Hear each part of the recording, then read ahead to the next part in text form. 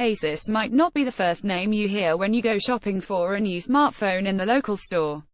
Their laptops are in the homes of millions of customers worldwide, and in the past few years they slowly started getting their hands wet in the smartphone world. The famous ZenFone won the hearts of many customers, with few more releases past it. Now, they released the ZenFone Max Plus, a beast of a smartphone on first look. Let's see what it can offer.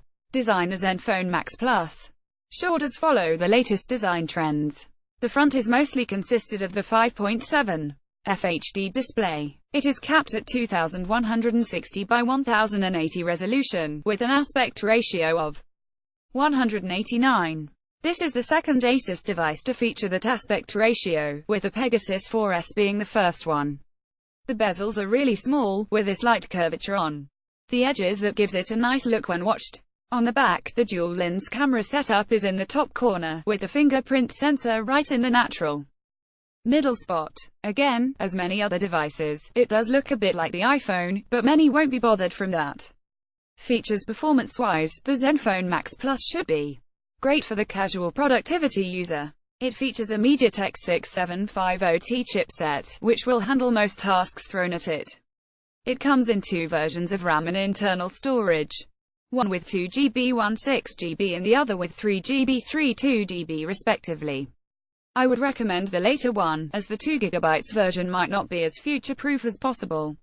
Apps are more and more RAM and storage hungry, so the bigger the memories the better. MicroSD expansion is available up to 256GB, so you shouldn't worry for the internal storage that much.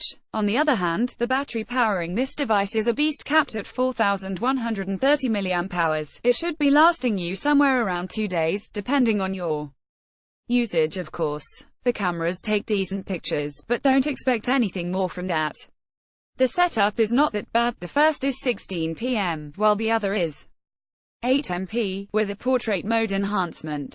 Pictures coming out of this are sharp, and color saturation is decent, but it is missing in the dynamic range department. The portrait mode is good only if you have decent lighting and less complex backgrounds. Also, blurring around the edges could be a hit or miss, so keep in mind for that. The front-facing camera is decent though, as the 8MP wide-angle shooter should satisfy any casual selfie lover. The ZenFone Max Plus comes with Android Oreo 8.0 out of the box, with Asus Zenui 4.0 skin on top of it. The UI is highly customized and it packs a lot of features with it, but it could be overpacked on first look. Fortunately, you could grab a launcher from the many available in the Google Play Store, depending on your needs. Pricing and availability. There is still no pricing available for the ZenFone Max Plus, nor when it will be released. We will update this article as soon as we get the information from Asus, but judging from the accidental Russian listing, we could say that it will be released there first. What do you think of the Asus ZenFone Max Plus? Share your opinions in the comments below.